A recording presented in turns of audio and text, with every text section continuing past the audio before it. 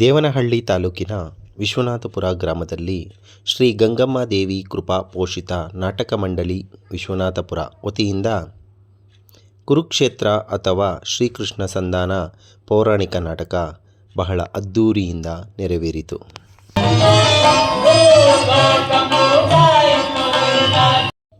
ಕಾರ್ಯಕ್ರಮದಲ್ಲಿ ಬೈಯಪ್ಪ ಅಧ್ಯಕ್ಷರಾದ ವಿ ಶಾಂತಕುಮಾರ್, ನಿರ್ದೇಶಕರಾದ ಪ್ರಸನ್ನಕುಮಾರ್ ಅವರನ್ನು ನಾಟಕ ಮಂಡಳಿ ವತಿಯಿಂದ ಅಭಿನಂದಿಸಿ ಗೌರವಿಸಲಾಯಿತು.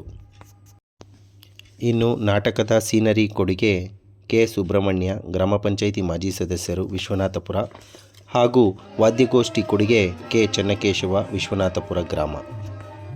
ಮುನಿ ಆಂಜಿನಪ್ಪ, ವಿಶ್ವನಾಥಪುರ, ದ್ವಾರಕಾಧೀಶ ರುಕ್ಮಿಣಿ ಲೋಲ, ಒಂದನೇ ಕೃಷ್ಣ ಪಾತ್ರ ಅಭಿನಯವನ್ನು ನೆರವೇರಿಸಿದರು. ಇದೇ ಸಂದರ್ಭದಲ್ಲಿ ಮೀಸೆ ರಾಮಾಂಜಿನಪ್ಪ, ಮಂಜುನಾಥ್, ಅಭಿಷೇಕ್ ಗೌಡ, ಶ್ರೇಯಸ್ ಗೌಡ, ಅಭಿಷೇಕ್ ವಿಶ್ವನಾಥಪುರ ಹಾಗೂ ಗ್ರಾಮಸ್ಥರು ಇದ್ದರು.